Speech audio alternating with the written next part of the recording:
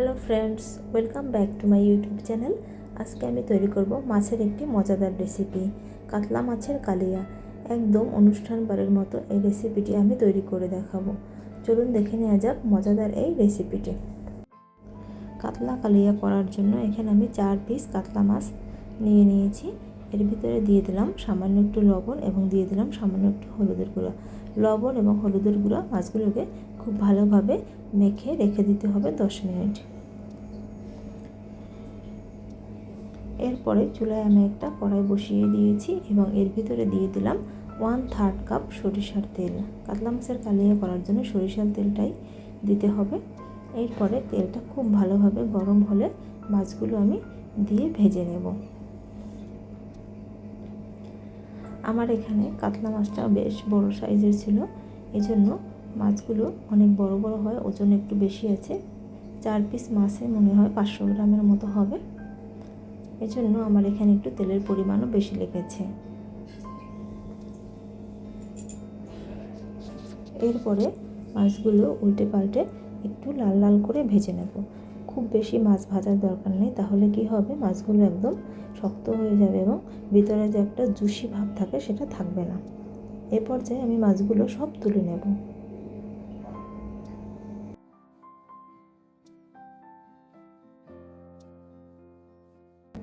মাছগুলো সব তুলে নেওয়া হয়ে গিয়েছে। একই তেলের ভিতরে আমি কিছু গোটা মশলা দেব।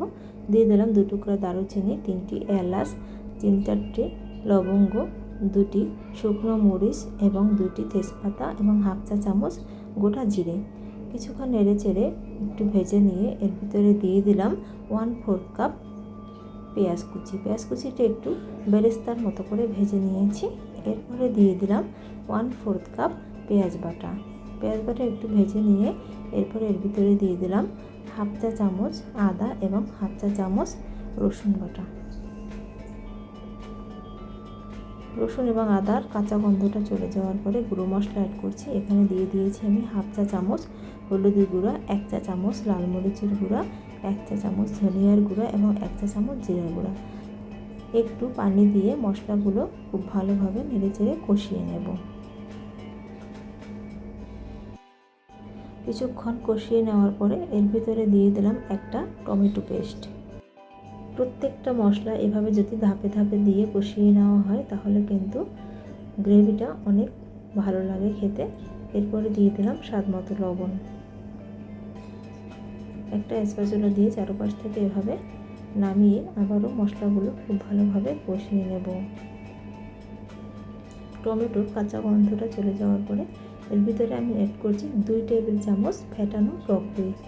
টক দই দেওয়ার সময় চুলার আঁচ অবশ্যই লোতে রেখে দিতে হবে, নাহলে কিন্তু টক দইটা ফেটে যেতে পারে। এরপরে খুব ভালোভাবে নেড়েচেড়ে মিশিয়ে কষিয়ে নেব।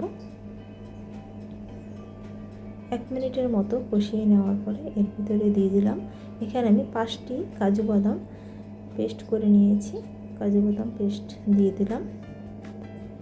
এর উপরে দিয়ে দিলাম কয়েকটা কিশমিশ। নেড়েচেড়ে খুব ভালোভাবে 2 মিনিটের মতো কষিয়ে নেব।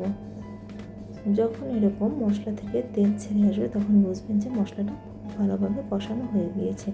এ পর্যায়ে আমি পানি অ্যাড করছি।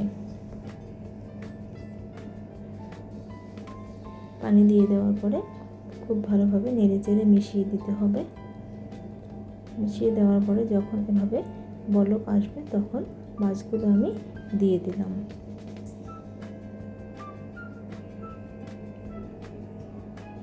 এরপরে দিয়ে দিলাম 4-5টি কাঁচামরিচ একটু কেটে নিয়েছি যাতে ফ্লেভারটা বেরিয়ে আসে। দিয়ে দিলাম 1 চা চামচ ঘি ফ্লেভারের জন্য।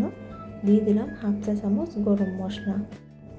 সব কিছু নেড়ে চেড়ে মিশিয়ে দিয়ে এরপরে ঢাকা দিয়ে চুলার আঁচ মিডিয়াম টু লো আঁচে রেখে রান্না করে নেব 10 মিনিট। ফিরে এলাম 10 মিনিট পরে। মাছগুলো আমার রান্না হয়ে গিয়েছে, দেখুন উপরে তেল ভেসে উঠেছে। এরপরে দিয়ে দিলাম সামান্য একটু ধনেপাতা কুচি, এটা অপশনাল, না দিলেও হবে। ফিরে আসছি সার্ভ করার পরে। আমার এই কাতলা মাছের রেসিপিটি যদি আপনাদের ভালো লাগে তাহলে অবশ্যই আমার ভিডিওতে একটা লাইক দিবেন এবং কমেন্ট করে জানাবেন কেমন হয়েছে। এবং বাসায় এভাবে ট্রাই করবেন। আমার চ্যানেলটিতে নতুন হয়ে থাকলে চ্যানেলটি সাবস্ক্রাইব করার অনুরোধ রইল। এতক্ষণ আমার পাশে থাকার জন্য, আমার ভিডিওটি দেখার জন্য আপনাদের সবাইকে অসংখ্য ধন্যবাদ।